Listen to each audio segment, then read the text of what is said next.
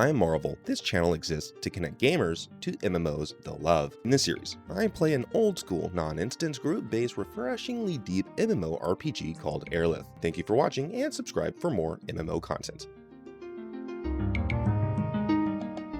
In the last episode, around the campfire in Scalyard, we agreed to join a throng of elves into the Weald to trim the population of a nearby goblin camp. As we buff up, you can see in the console two sets of windows. On the left, you can see that we're speaking Elvish in translation with the original on the right. Arlith automatically renders into a fantasy language what you write. Moreover, you can see that my character can tell which spells are being cast by others. This requires training in spellcraft and can be helpful seeing what your allies or enemies are up to. You can even see that Convane uses potions and that my character can tell which ones. In Arlith, many spells can also be bottled, so pure melee fighters can access conventional magic through Apothecary.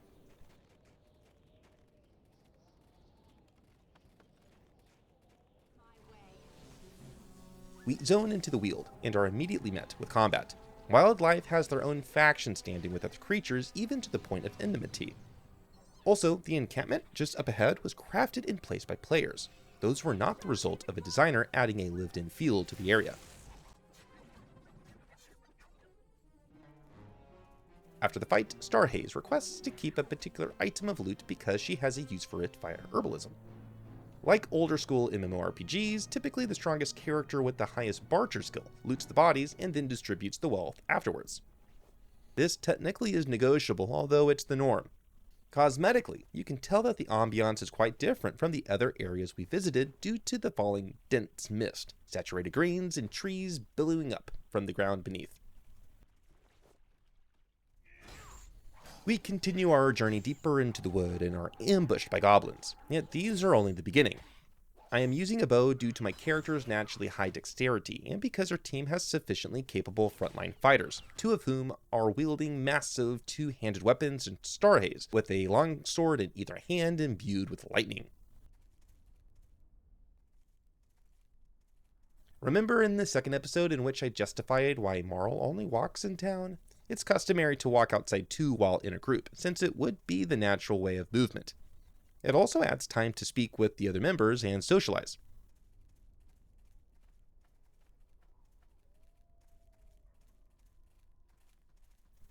We find ourselves at the mouth of a cave with a spike through several skulls, presumably of adventurers like us who failed to survive what's ahead.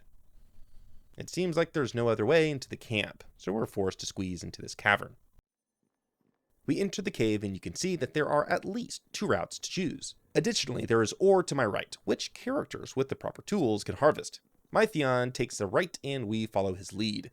However, this cave system seems a bit too quiet. We fill its halls with our elvish musings as we learn why each of us is in Skal opposed to other more reasonable areas for elves to congregate.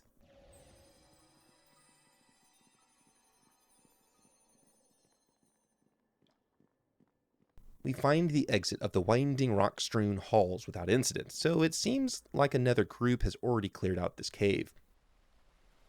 After exiting, we set our eyes on the goblin encampment, yet have to weave between the gasping arms of trees and a wood full of pregnant paws. Hopefully, the relative silence of our adventure is not indicative of turmoil to come.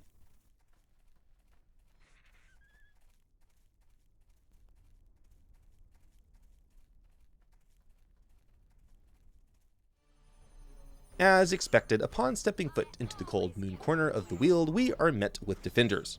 Our group is adept, yet the initial defense consists of only a few gremlins. We're just at the beginning. We mend our wounds and apply quick buffs, then begin to cut our way deeper into the string of tents. I summon my pseudo-dragon, yet continue to barrage the raiders from afar, worried that my presence in melee would cause more disruption for us than harm against our foes.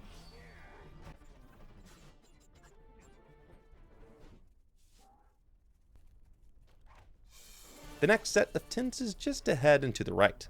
As we meet the goblin response, you can see in the console that Starhaze keeps using Lightning Strike. This is a feature of the spell sword class, in that, based on the element imbuing your weapon, you can, once per round, activate a special ability with effects consistent with your choice. For now, it deals quite a bit of damage, yet at later levels, the skill can evolve to spreading a sheet of lightning against adjacent foes too. We cross a bridge and notice a larger humanoid towering over its goblin allies. It's a hobgoblin and is more dangerous than the standard greenskin. However, you can see in the distance that a few gremlin are completely content to hail upon us an array of crossbow bolts. When in battle, it's imperative to properly prioritize foes because the AI will try to be as opportunistic as possible.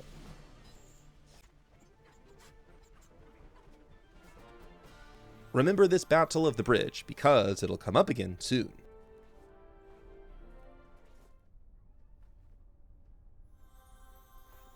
After mending our wounds, we walk deeper into the Weald, yet it's hard to see due to the fog.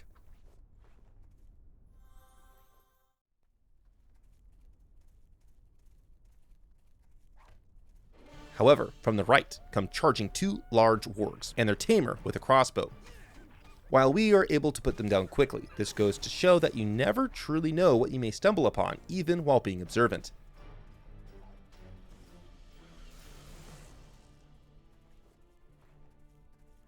However, despite scoring a victory, we are still the target of more crossbow bolts, which we identify are coming from our right.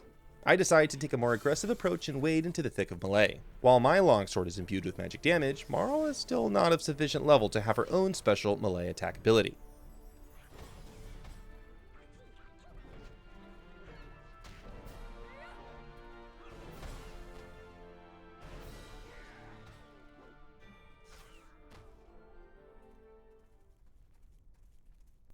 Watch what happens as we turn this corner. See the yellow name? Remember that it indicates that he is a special mob that is far more difficult to defeat, yet likely drops special loot. It takes a while to cut him down, and, realizing an opportunity, I attack the unprotected archers in the rear. While the Moon Raid Collar quickly switched to a dagger, it prevents free attacks against our tank.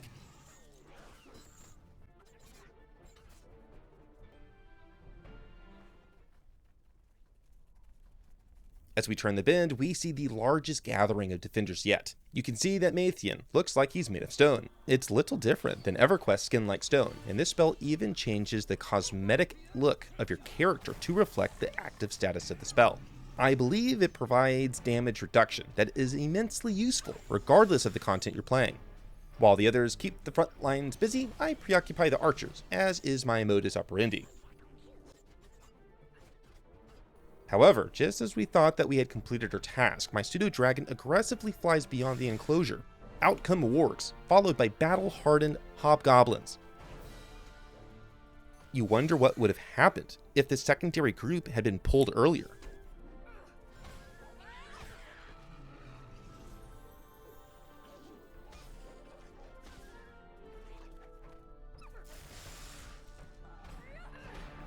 To our right, you see a war chest, likely filled with magical loot, which is another reason to explore deep into the Weald.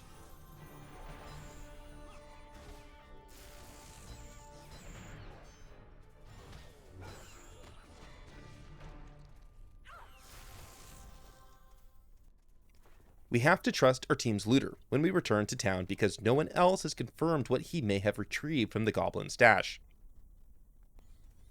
In our way out, we open the goblin's gate that can be only opened from the inside, which is a very helpful aid from the level designers to quickly move adventurers from this area into other zones, instead of working our way out using the same path as our entry. As we make our exit, Mathian excuses himself for a moment, likely needing to zone into the adjacent area for a patrol writ. However, you can tell that even though he is not in our zone, we can still see his HP bar, and it sinks down. He's in trouble. The answer manifests itself as a bugbear grunt. Our elven tank must have been ambushed, fled, and now his pursuers have followed him back. We thankfully are able to rescue him from this mortal threat, although this serves as a warning against adventuring alone on the Isle of Scal.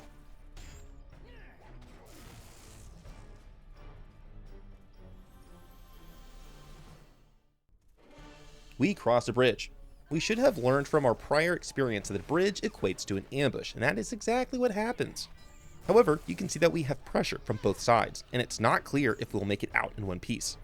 See the musical notes coming from that goblin's head? It's a bard, and seems to be buffing his comrades. Remember bards because another one will show up in a future episode. At this point, we are struggling to contain the threat, yet Mathian is keeping an entire group of aggressors at bay himself.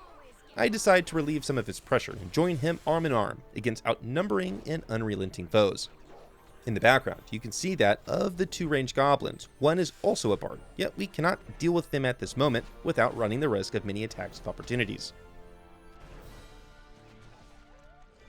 However, at just the right moment, our friends join us to finally overturn the odds.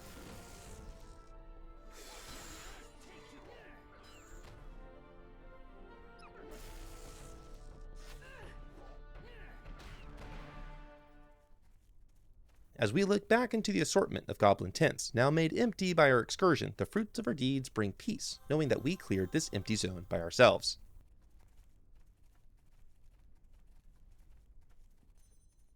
However, getting to a camp is only half of the battle. Returning home is equidistant to the task.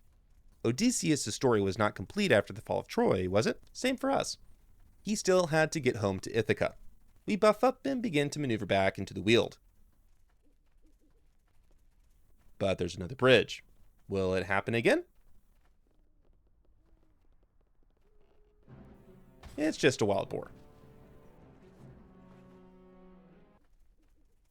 But as we are nearing the outskirts of Scalyard, a covered gnome tugs at the cloak of Mathian. Are we being robbed or set up for a player ambush? Watch the next episode to find out. Thanks for watching.